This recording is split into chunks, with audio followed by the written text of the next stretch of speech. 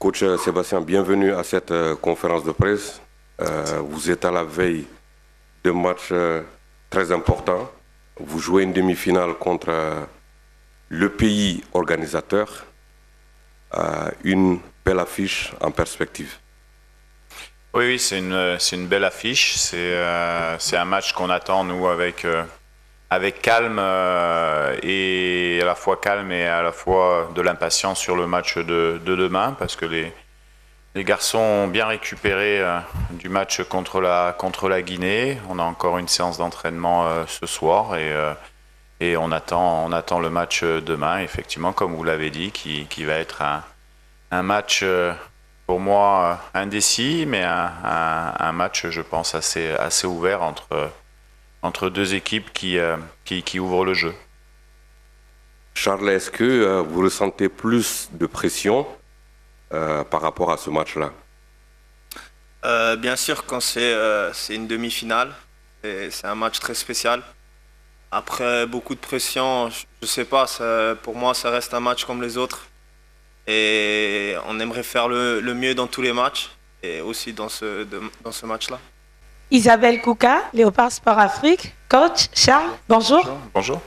Coach, votre adversaire de demain a des absences remarquables dans le 11 des départs. Et en dehors de ça, ils ont joué 2 fois 120 minutes, alors que vous, votre dernier match, c'est terminé dans les temps réglementaires et additionnels. Vous n'avez pas eu de prolongation.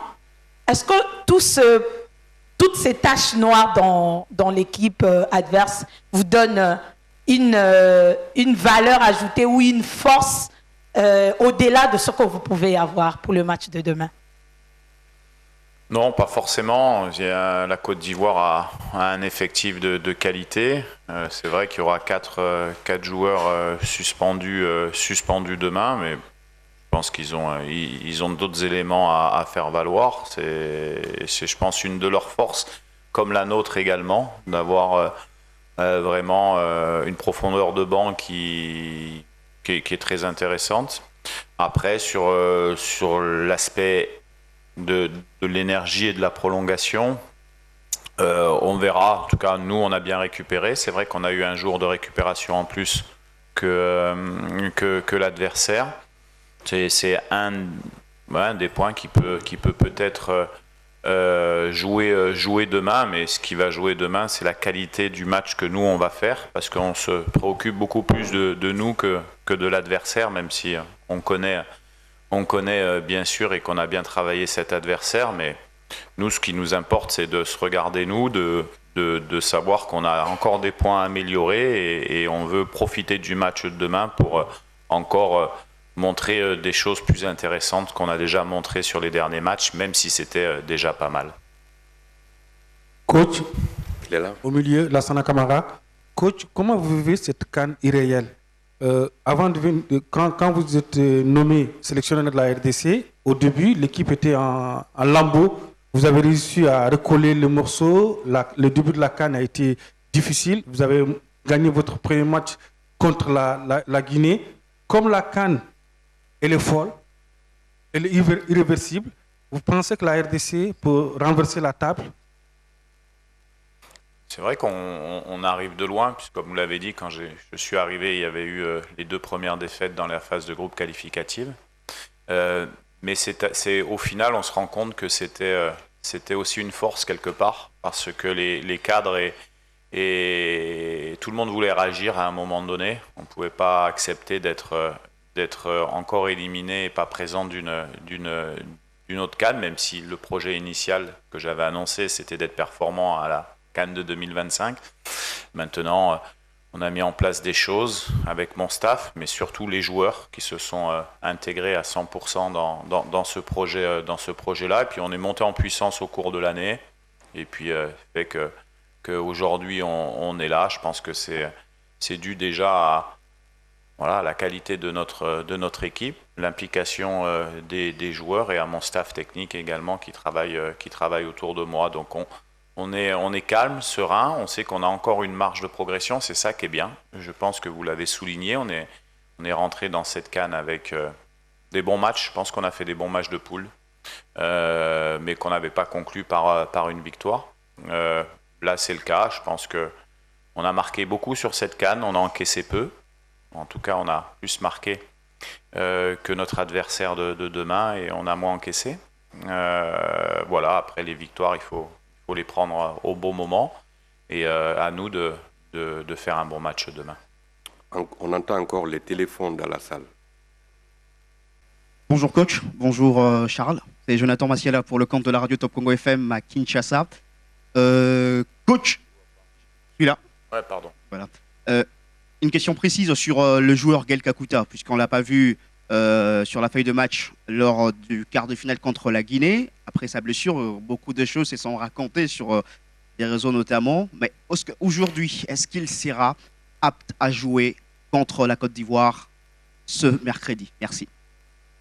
Je ne sais pas ce qui se raconte sur les réseaux sociaux. Je pense qu'il y a beaucoup malheureusement, avec ces réseaux sociaux, beaucoup de fausses choses qui circulent. Nous, mais tout le monde le sait, on veut des joueurs à 100%. Donc, parce que c'est des matchs de haut niveau avec des intensités. Donc, on a préféré travailler sur Gaël qui avait toute petite contracture à l'ischio. En fait, c'était pas grand-chose. Et effectivement, il est remis à 100% et sera disponible dans le groupe de demain si je souhaite. Oui. Colin Sokinyo, Soccer 25. First of all, congratulations, coach. Dear Congo have qualified for the first semi-final since 2015, and this you did by getting your first open victory in the quarterfinals. Does this inspire your team to deliver what the Congolese will refer to as Fimbo when you meet the host on tomorrow? And what should we expect after that particular inspirational performance? Thank you. Oui. Okay, now the time is changed, you know, and with semi-final, just Chancellor Mbamba played the game, and also my goalkeeper coach Kidiaba, and another way with Ivory Coast, I think Kiese, Gradel, or maybe a third, but now the two teams changed, and we are focused on our strong, and we want to fix our weakness also tomorrow, and we know for us it's possible to go in the final, but we need to play a good game, serious, rigorous, because Ivory Coast is a very good team with individual player is a big level, but for us we believe. Bonjour Charles et félicitations jusque-là pour la prestation. Vous êtes à votre première CAN. L'intégration de Charles Piquel est presque très facile. On voit Charles sur le terrain très motivé. En dehors du terrain également, il exécute des pas de danse. Pourtant, il est à sa première CAN. Il est là depuis quelques mois déjà. Est-ce c'est un coup de boost pour vous si on sait que vous êtes déjà à l'approche d'un match hyper important contre la Côte d'Ivoire demain? Depuis que je suis arrivé en sélection, je me sens très bien. Je crois on le voit aussi.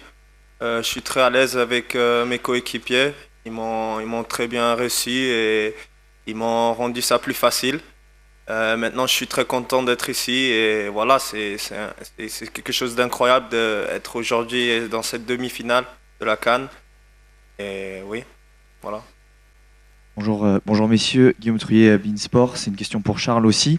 On a vu beaucoup de messages de la part de joueurs de la sélection sur la situation politique au pays. À quel point ça affecte votre effectif, peut-être certains de vos coéquipiers, et est-ce que c'est une motivation ou est-ce que c'est une source peut-être de tristesse ou des choses difficiles à gérer pour vos joueurs? Bien sûr, on prend connaissance qu'est-ce qui se passe en l'Est. C'est quelque chose de très triste, ça vient proche aussi. Mais on est ici pour finir un travail et voilà, il faut se concentrer sur ce match. Bien sûr, c'est très triste ce qui se passe à l'Est du Congo. Et voilà, c'est aussi vous, les journalistes, qui peuvent nous aider et parler de ça.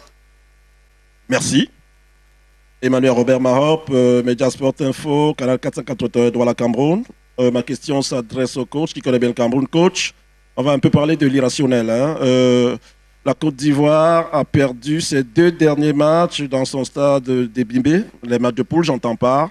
Mais entre-temps, elle s'est délocalisée, je vais dire comme ça, en gagnant ces matchs d'écart et surtout de 8e. Elle revient à Ebimbe. Est-ce que vous en avez conscience du fait que peut-être Ebimbe pourrait ne pas leur porter chance et que vous en profiteriez? Merci.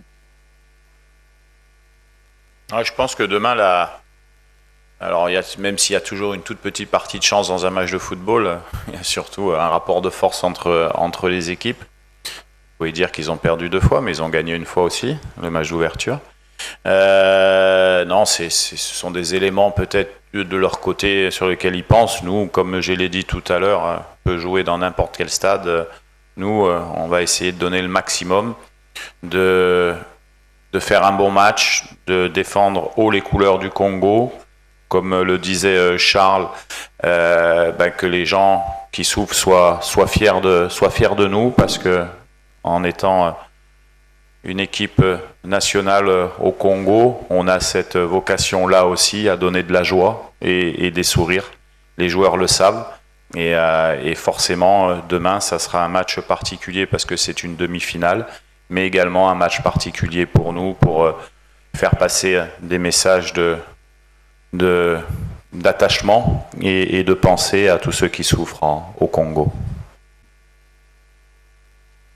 Moi, c'est Adoumel, journaliste Afrique Presse Côte d'Ivoire. Coach, nous nous retrouvons après l'épisode de San Pedro pour la 2e fois à Abidjan. Et coach, je voudrais savoir ce qui s'est passé dans votre tête au coup de sifflet final du match Côte d'Ivoire, Mali-Côte d'Ivoire. Et que vous devriez rencontrer la Côte d'Ivoire. Alors, qu'est-ce qui s'est passé dans ma tête? Bon, déjà, on l'a regardé ensemble. C'était agréable. On a trouvé que c'était un bon match avec une belle équipe du Mali, une très belle équipe de Côte d'Ivoire aussi, qui avait beaucoup de ressources. Après, nous, on attendait simplement notre adversaire pour se projeter un petit peu plus dans le match. Je suis forcément content de jouer la Côte d'Ivoire parce que pour moi, tout a commencé il y a 14 ans en Afrique à la SEC Mimosa. Mon capitaine était Michael Seri, qu'on devrait recroiser. Donc il y a des signes maintenant. Là, nous, ce qui va nous intéresser, c'est d'aller en finale. Comme je le disais dernièrement, on est en demi-finale et nous, on n'a pas envie d'entendre le message que c'est déjà bien et que quoi qu'il arrive, on aura fait une bonne canne. On est des compétiteurs, on veut aller en finale et on va tout faire pour, parce que sinon, ça sera une déception pour nous. Yes, good afternoon, coach. Good afternoon. Clive Chaz is my name, from Uganda. 50 years since DR Congo played the final of the Africa Cup of Nations. How important is the game tomorrow in that you'll be making the final for the first time in 50 years? Yes, it's a long time now, I think, but it's a new project. You put a new project from 1 year now, and we know we have time to build in the football, and during the years, I have all in my disposition, all supports to build a new generation. And today is the first step to build this generation, and it's not the same case, but sure, I think in rapport with strong football in Congo, in DR Congo, I think this country deserves more stars on the jersey. Good afternoon, Coach. Good afternoon, Charles. My question is to Charles Tawang from KEF Media. Charles, you'll be playing in front of a highly vocal Côte d'Ivoire crowd at the stadium. Is this something that you guys as the players are taking into consideration? Is it some sort of psychological effect that you are preparing for? No, I don't know. I think it will be a game like the other. It's a semi-final. We are ready to compete. We know that we play also in front of a lot of people in our clubs, so we're ready for this.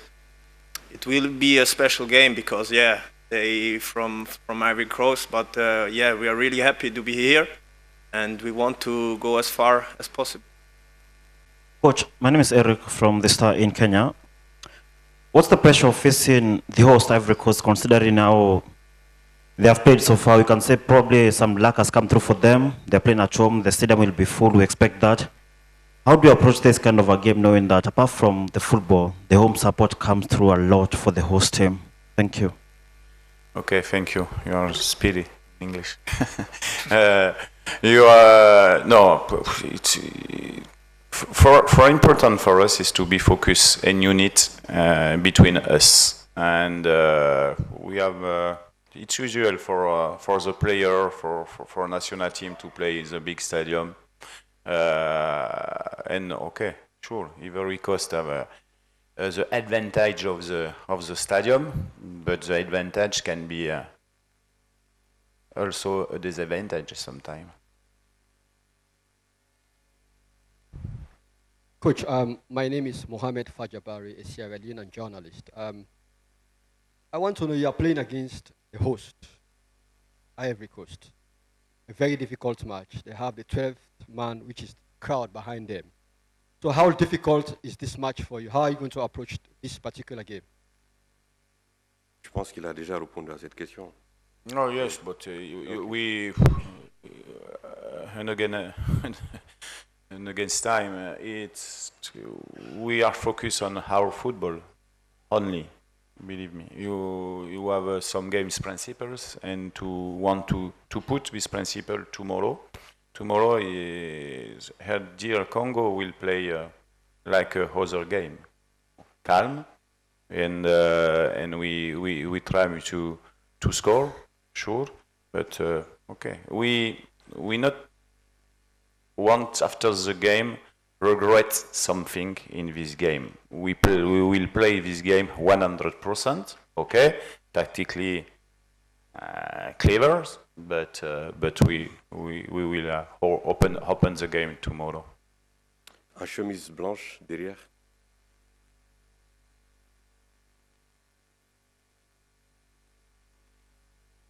Merci beaucoup pour la parole. Grévy Tamboué, Siloé TV, Kinshasa, RDC. Coach Charles, bonjour. Lors du match contre la Guinée, on a eu affaire à un stade qui était pratiquement hostile à l'équipe congolaise, puisque les Guinéens étaient bien représentés dans ces stades. On a vu que la RDC a répondu face à cette hostilité sur terrain. Demain, face à la Côte d'Ivoire, j'espère que ça sera encore plus grave, puisque le stade sera complètement hostile à cette équipe congolaise. Comment comptez-vous vous y prendre? C'est normal, déjà. C'est assez logique pour une équipe qui joue sa compétition à domicile. Nous, c'est une source de motivation. C'est une source de motivation. On est très content de jouer dans un stade avec énormément de public.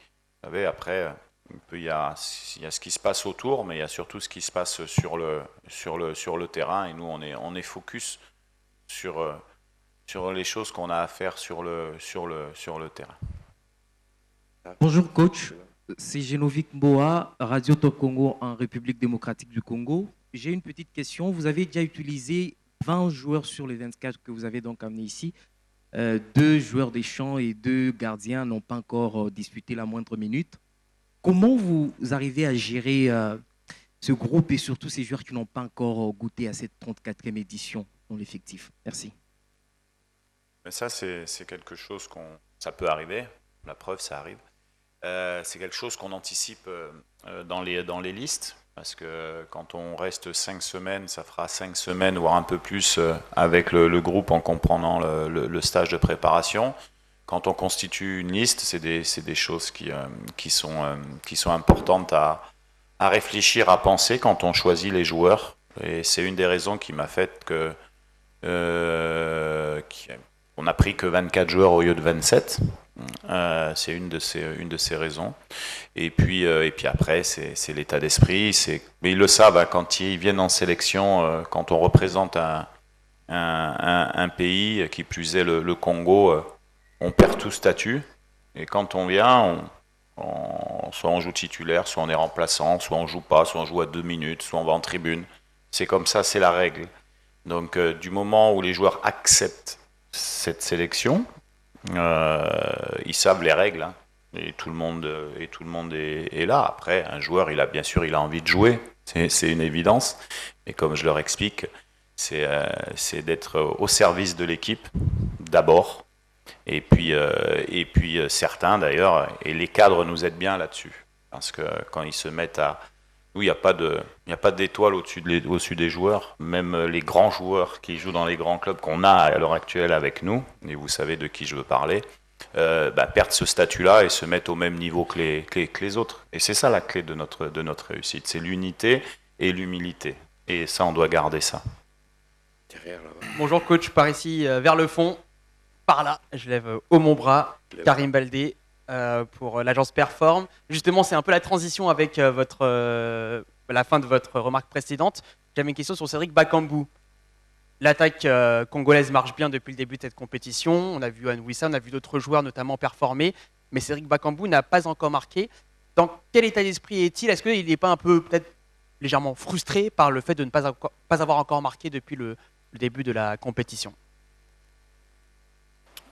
Un attaquant, forcément, je pense qu'il aurait aimé marquer que pas marquer, mais ça va aussi dans le sens de ce que je viens de dire. Il y a un plan de jeu qui est mis en place, qui est collectif. Il n'est pas fait pour un seul joueur aussi. Donc il y a des tâches qui lui sont demandées également, qu'il fait à merveille, parce que bien sûr que aujourd'hui on est dans un football de stats, donc ce sont des éléments qu'on voit. Nous, en tant que techniciens, on voit l'équilibre qu'on a dans nos matchs, l'équilibre défensif ou offensif. Et puis, on peut prendre, par exemple, l'action de la Zambie. Il ne marque pas, mais s'il ne déclenche pas, il n'y a rien qui se passe, hein. Et tout le monde, d'ailleurs, sur cette action-là.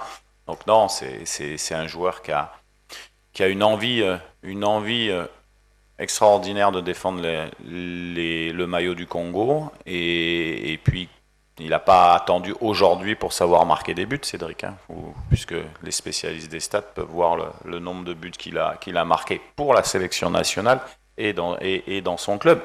Maintenant, il y a un plan de jeu qui est fait, qui est comme ça, et puis voilà. Le principal, c'est que l'équipe fonctionne. Aujourd'hui, on a marqué 5 buts, 6 buts sur la compétition, voilà. Et dans ces 6 buts, il a été important, quoi qu'on en dise, il a été très important. Bonjour coach, bonjour Charles, c'est Patrick Osomba, Bio Télévision, Kinshasa RDC. Ma question s'adresse à Charles Piquel. Charles, le coach vient de le souligner, il n'est pas attendre du discours du genre on est en demi-finale, on a déjà réalisé un bon parcours et tout. Est-ce que ça vous arrive entre vous, entre coéquipiers, d'en parler également dans les vestiaires ou dans l'équipe, bien sûr, qu'on est à un match de la finale et qu'on peut le faire, on peut pourquoi pas ramener cette coupe au pays? Merci. Bien sûr, qu'on rêve. C'est normal qu'on rêve et je crois que c'est quelque chose de bien aussi qu'on rêve d'emporter cette CAN. Ce serait incroyable. Et je crois que c'est une normalité que tout le monde, entre nous, on se parle aussi. Mais maintenant, le focus est sur le prochain match et c'est sur cette demi-finale. Parce que sans cette demi-finale, on ne va pas arriver en finale. Et c'est à cause de ça, on doit tout donner dans ce match et le prendre comme si ça serait le dernier et tout donner. On va prendre les deux dernières questions. Juste derrière en rouge, l'avant-dernière. Une question pour le coach et une question pour le joueur.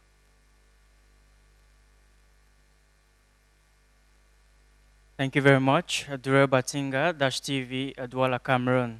A question goes to the coach. Coach Sebastian, go to the side of history. In 1968, the DRC beat host nation Ethiopia in the semi-finals, and they went ahead to win the finals. It was against Ghana. The same thing repeated in 1974, where the DRC beat host nation Egypt, and they went to the finals to beat Gambia and won yet another title. Now, going to this edition, they are yet going to be facing a host nation, Ivory Coast in the semi-final.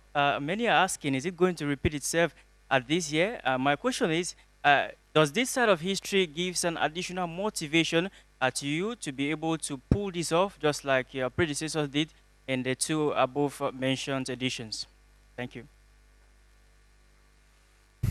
The motivation, you know, for a coach, tomorrow when we will go to the stadium, maybe I not need to speak about that, about motivation, because all players knows the importance of the game for us and for the country. And motivation, okay, maybe is the same way, it's true, but tomorrow in another game is a tough game for us, and we are ready for that. Dernière question pour le joueur. Ok, en noir. Juste derrière toi. Bonjour coach, bonjour Charles. Franck-Éric Difo, sportvibes.net dans la Cameroun. Charles, votre entraîneur parlait tout à l'heure d'un football de stats. Parlant de statistiques, on sait que votre équipe sur cette phase d'élimination directe est insolente de réussite. C'est 4 tirs cadrés pour 4 buts sur les 2 derniers matchs, contrairement à une formation de Côte d'Ivoire qui a tout de même concédé 8 tirs cadrés sur ces 2 derniers matchs. Est-ce que cette statistique-là, elle seule, ne fait pas de vous, la République démocratique du Congo, le favori de cette demi-finale? Favori, je dirais pas. Mais voilà, les statistiques qui sont là. Après, il reste le match. Pour moi, c'est le match qui va compter, parce que voir les derniers matchs, c'est toujours bien beau, mais tu veux voir le prochain jour, parce que ça où c'est passé hier, ça compte plus. Et on aimerait faire compter ça demain et faire le meilleur. C'est la fin de cette conférence de presse. Merci coach. Et je vous demande aux journalistes, chers collègues, s'il vous plaît, restez assis au moins pendant 1 minute. On a quelque chose pour vous. Coach, merci beaucoup et bonne chance pour demain. Merci. Au revoir.